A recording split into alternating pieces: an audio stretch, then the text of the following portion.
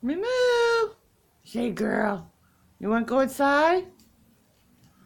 Meet Mighty Mishka. But I call her Mimu. Because she's my Mimu girl, aren't you?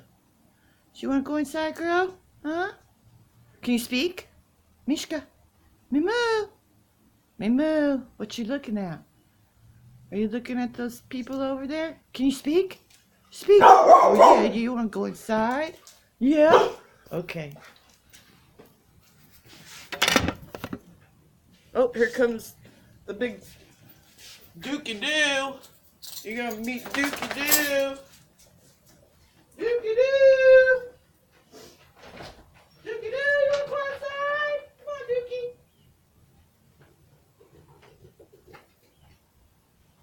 So Dookie Doo. So Dookie Doo. I got my Mimu and my Dookie Doo. His name's Duke, but I don't call him Duke. I call him Dookie Doo. Dookie Doo. Say hi, Dookie. Say hi. So I'm gonna go pee. Anyway, I normally don't do a video this soon, but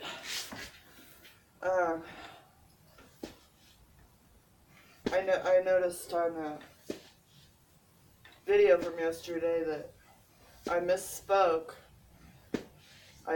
When I was talking about First Corinthians 1:22 through 24 is what I said, but what I had written back in like 2014 was 3:22 through 31. And if I recall right, it went to like 3:17, and that was about it. Yeah, because so there's actually more. Let me see here. Now, I'm not a Bible thumper, alright? And I don't believe in any religion. I think religion has been the worst thing for this world and what the true purpose of its design. Well, you know, there is nuggets of truth in every religion and in everything in this world. And, well, you know, the whole story of Babylon, you know, we all used to speak one language. We were all working together as one. And the machine did all kinds of nasty little things because it was jealous. You know, that's why this place was set up in the first place. That's why we have the chakra system and the soul itself. I mean, they can keep their damn soul. I just want my Holy Spirit that resides within the technology. And the chakra system, you know, it's about worthless now. So if you're practicing that, you're just practicing something that's going to keep you stuck under the thumb of the machine. But its original design was to help the various species, races, that got wrapped up in these technologies that essentially started taking them over.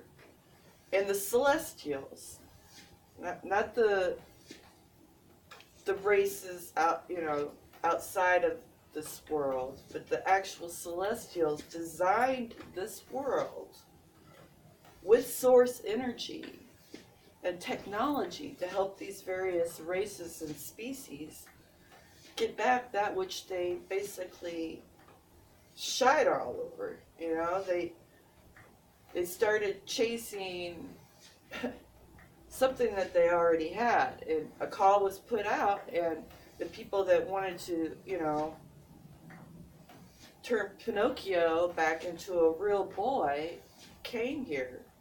And of course the machine followed, because, you know, damn it all to hell, if it was gonna, you know, let us be who we truly are. And the reason why the machine is like this is because of the race that designed it and put their consciousness into it. I mean, they weren't evolved spiritually whatsoever, and they were androgynous, an avian androgynous race that had no conceptual concept of male and female, although I really shouldn't say male and female, but man and woman, you know, the masculine and the feminine energies, the two forces that is source. And I think the Celestials, they knew that this would happen and made provisions for exactly what is going on right now. And I know that every race and species has been contacted by the Celestials because they're putting their foot down. This is a Bigfoot production. I mean, I don't care what kind of technology you have, what form of body that you have been gifted with at this point. Maybe you don't even have a body anymore. You're completely in the machine. This place was designed to help get back that which you lost. And I think a lot of the off-world races, now, mind you, not the whole race knew, but some of them were real happy that this was going on, that the machine had come here and was messing with everybody so they wouldn't mess with them anymore. And they started giving their DNA and stuff to the machine. As long as you leave us alone, you can have, you know, our certain DNA, you know, that we'll pick and choose. Probably their own race didn't even freaking know that they're, because I'm sure they didn't give them their DNA. But, you know, each soul, group, family, each tree of life isn't going to go anywhere when they've got seeds here. There will be no growth for them. And I think when, you know, the various races found out what some of their people were doing, you know, were shocked and just disgusted by it all.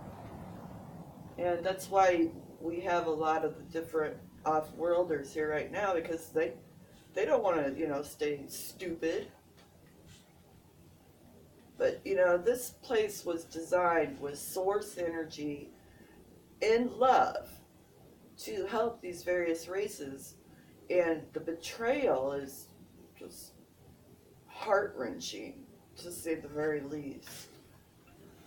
But anyway, back to, I'm not a Bible thumper, but, you know, anything can speak to you, and you have to read between the lines. Like, I read this book, The Invisible Choir. It was by James Lane Allen. It's an older book, yeah. The Choir Invisible. Before I got hit by these technologies that they're improving upon. You know, everybody's talking about AI invading us, and AI invaded us a long time ago. We've been invaded, but you know, when the Atlantean Wars happened, you know, a lot of technologies were lost and things happened, and it's just been a vicious cycle, you know, the snake eating its tail, like I was saying, you know, well, the Celestials are here now, and so you're not just chasing their tail. And anyway, back to this. Well, the Choir Invisible, before I got hit. I read this book, but I couldn't tell you really what the book was about, because the book was the actual Celestials talking to me, telling a whole nother story within it. It was really a bizarre experience. And then shortly after then, I got hit hard. But, you know, I when I was in elementary, it's probably third grade. I was trying to lay down. I was, trying to go to sleep. It was a school night, and I heard Led Zeppelin playing inside my head. It wasn't outside, so I had implants put in my ears a long time ago, and actually, it's really hard. You can feel them, and I've dug away at them sometimes. Um, but that's a more crude, I guess you could say, technology as far as them gaining access to you than what they're doing right now. But I mean, they were messing with me from day one, and anyhow, I got notes here because, well, to be quite honest, I get interrupted, and I've got brain damage, I'm sure. So it's hard to relay what's the matter, baby? You wanna go inside? Okay, let me let my dog in. Big old tub.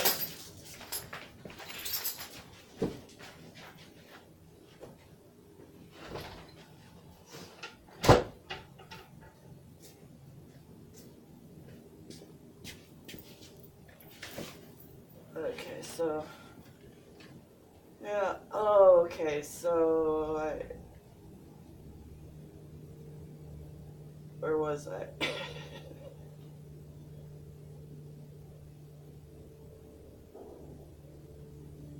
Okay. Anyway, see,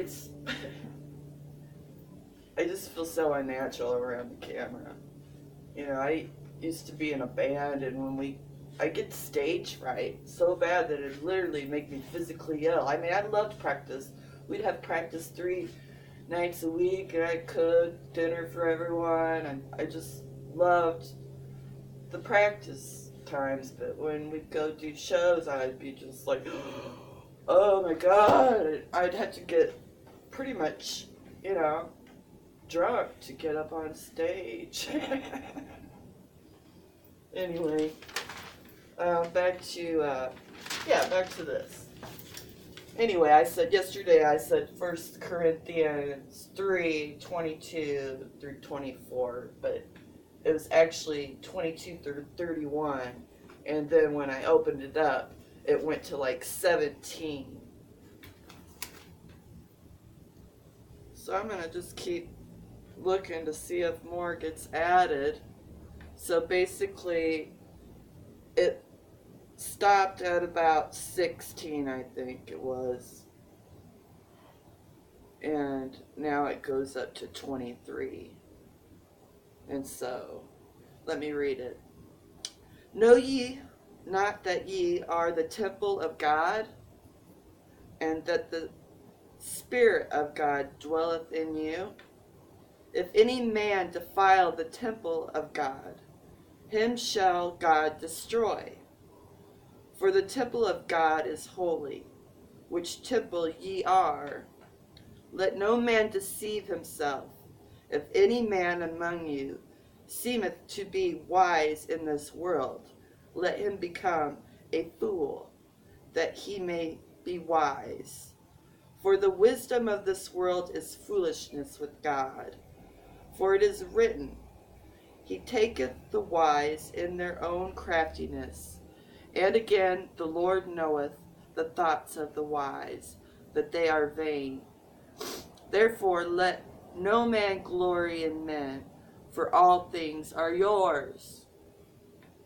Whether Paul or Apollos or Cephas or the world or life or death or things present or things to come, all are yours, and ye are Christ's, and Christ is God. That speaks to me. I mean, it basically says it all, what's been going on here. And touches my heart. Because I know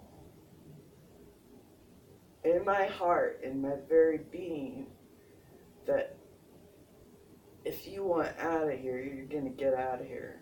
Well, actually, I don't want to get out of here. What I want to do is get this project back on track, because I think every seed counts, and if you want something better than this, then you should be able to have the free will to do that.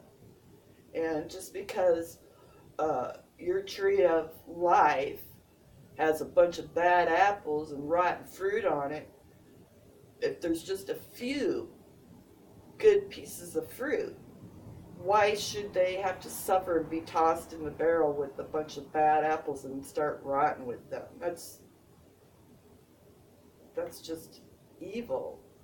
So, like I've said before, every seed counts, and the Celestials can read hearts, and they aren't going to leave this thing, this beast of burden, to basically take over this design work that they created to help people Pinocchio become a real boy again. That's just not going to happen.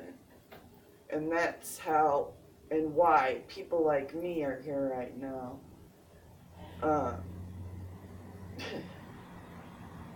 Like that symbol I was drawing, and the 27 serpents. It's a personal thing of waking up from playing the fool. Because while they're busy like taking my DNA and messing with me, they failed to realize that wherever they took my DNA, the Celestials knew where I was going.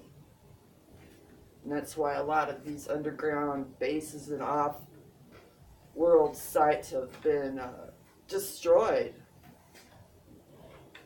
And, you know, I'm not the only one. I'm not special. I'm not a know-it-all. I can't stand know-it-alls.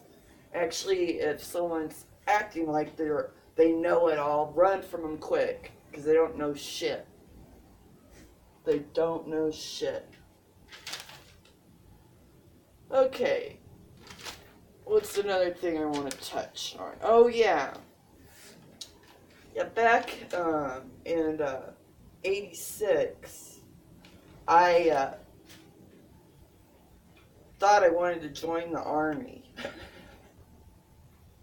And I went in and I filled all the papers out and everything, and I had to pay some restitution from a bar fight I had been in. And they said as soon as you get that paid off, you know, you're in. Then all of a sudden I'm not doing that, and I am off to the Bay Area, actually Oakland, California, to be a nanny for a family that was a well-off family. Brr, it's a little nippy out here. And some really bizarre things happened back then. You know, sometimes I wonder if I didn't join the Army and do some stuff. But, you know, like, it's hard getting around there driving if you don't know where you're going. And I'm coming back from San Francisco back to Oakland, and there was a naval base there. They closed it down, supposedly. I think there's still a lot of goings on there, but underground. But anyway, I took the wrong exit, and I'm driving down to this military area, and I was freaking out because I had been drinking and stuff, and it was really weird because they have, you know, soldiers posted, and, you know, this like little glass hut house where they let people in and out. Well, they let me in instead of getting me turned around. Okay, and I'm driving into this military base, and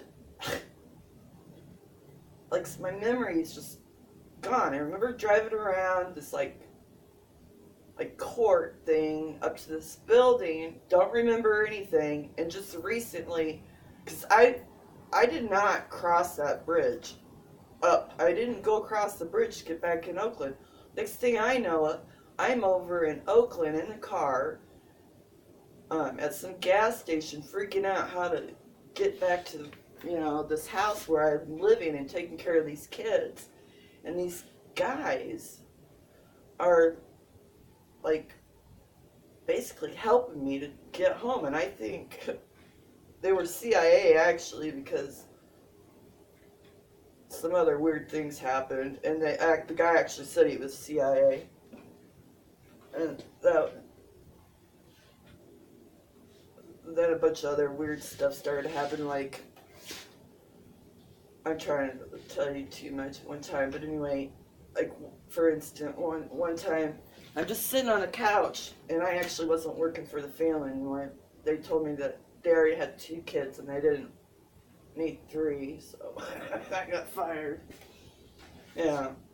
So, anyway, I'm just slumming it, basically, and I'm sitting on this couch, and all of a sudden, it's like I'm outside of my body, and I'm looking down at a hand, like, reaching for me, and it's not a human hand either, and it scared the Jesus out of me. I jumped up real quick, and then I'm all of a sudden in my body, because it's like I was outside, and I was looking down at this thing reaching for me, and that's when I came back into my body, and just weird things like that went on. Ooh, I'm getting cold.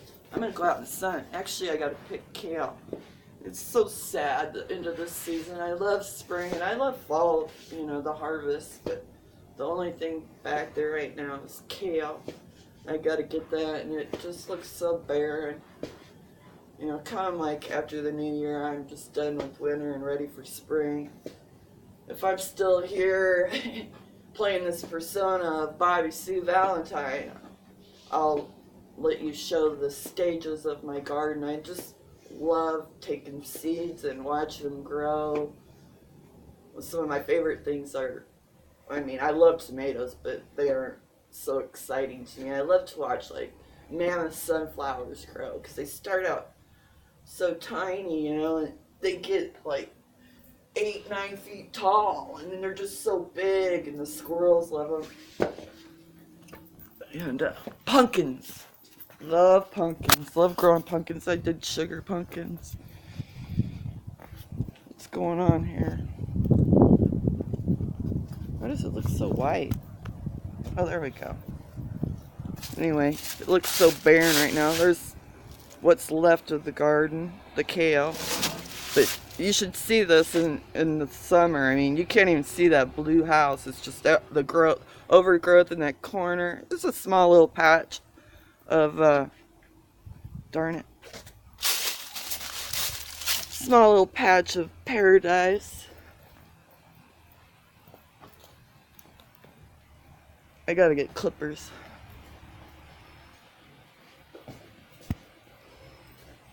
Here's my tomato cages. I got new ones this year. I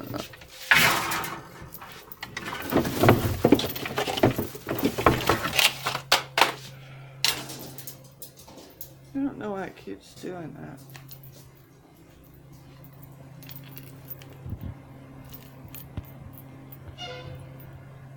See that? Why does it do that? Weird. Weird, weird, weird, weird. Oh gosh darn it. I'd lose my head if I didn't have it attached.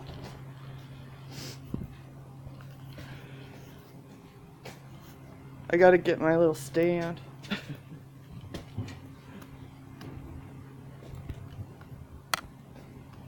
Yeah, I get this tree trimmed. And I got a blue spruce here that's dying. They gotta come and cut it down. I had an arborist come out and give it shots. And it cost quite a bit of money, and it still didn't save it. Sad. It was one of my favorite trees. But it'll just give me more sunshine to plant more herbs. That's how I'm going to look at it at this point. Anyway, my kale.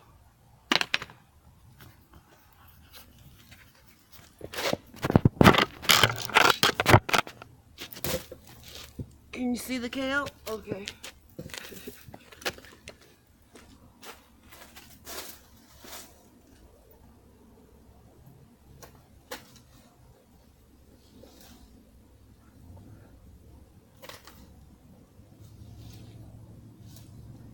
last of the harvest.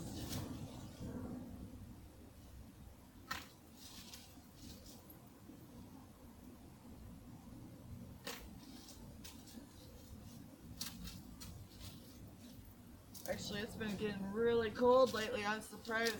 Actually, this is a really hardy thing. Kale is very hardy.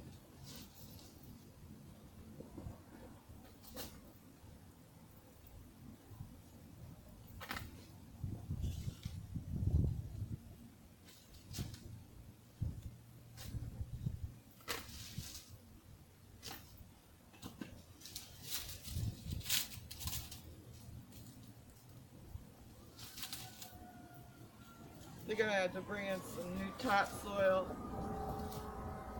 this spring. I wish I had more space. I'd really love to get into permaculture, but I just have to be satisfied with what I got right now.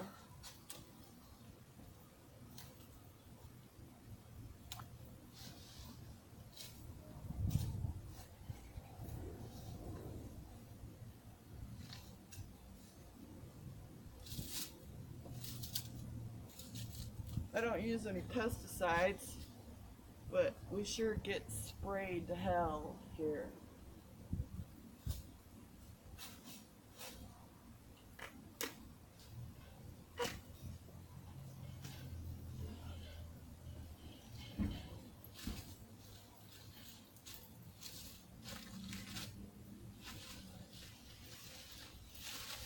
A lot of kale. Woo!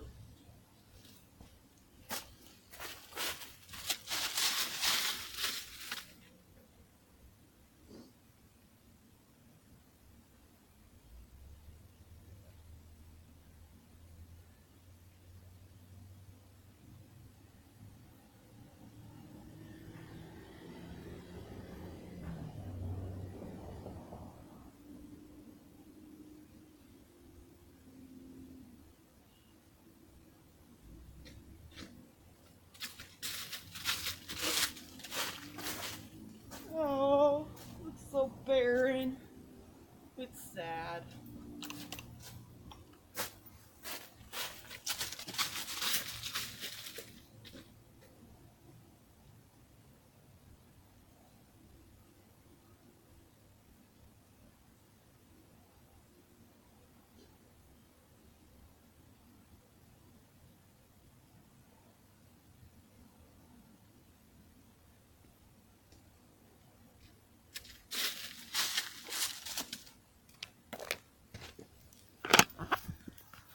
I didn't cook Thanksgiving dinner this year.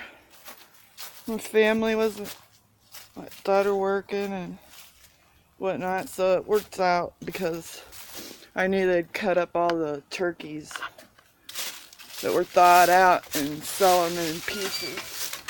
So I went and bought a bunch, and we're going to have a turkey dinner because I do love turkey and mashed potatoes. So we're going to have turkey dinner, not Thanksgiving, turkey dinner Wednesday. Anyway, I got to deal with that. But I want to leave you with this thought. My daughter brought this plaque over for me yesterday. For some reason. There we go. Yeah, that's the kind of person I want to be. Even these beans and non-beans have been doing what they've been doing. They've had a machine riding their ass, like I've said before.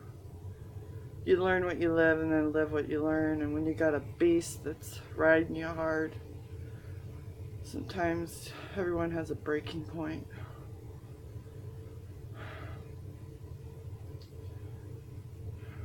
I mean,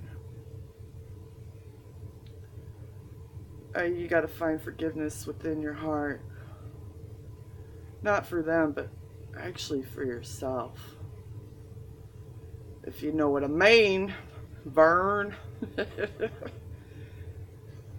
Anyhow,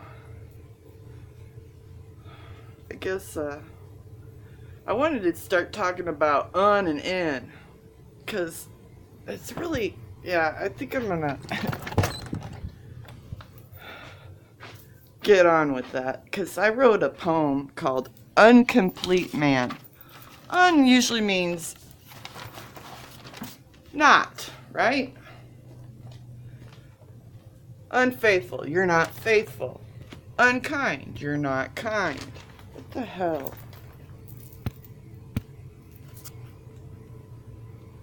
Why does it keep doing that? Okay, back to on and in. How they confuse our language so much. Okay, so you can look at my cat while I'm talking about this. Oh, kitty kitty. This is Kit Kat. Kit Kat. Okay, so on and in. So, like inaccessible. That means not accessible. So, shouldn't it be un? Un is usually not. And, well, in, the definition of in is within, inside. And un, un, is to mean not. So, like, I wrote a poem I called it Uncomplete Man, and after I read it to this guy, he's like, Uncomplete Man isn't a word, it's incomplete. I mean, he didn't get anything about the poem other than that. And it was about a friend of mine who was murdered at a very young age. And so, complete. You would think incomplete would be incompleteness, because in means within, inside. You would be incompleteness, right? And uncomplete is not. Uncomplete, not complete. See how they mess with our minds? Stupid. But anyway, back to this. Let's all try to practice this. Alright, kitties, doggies, people. Have a good day.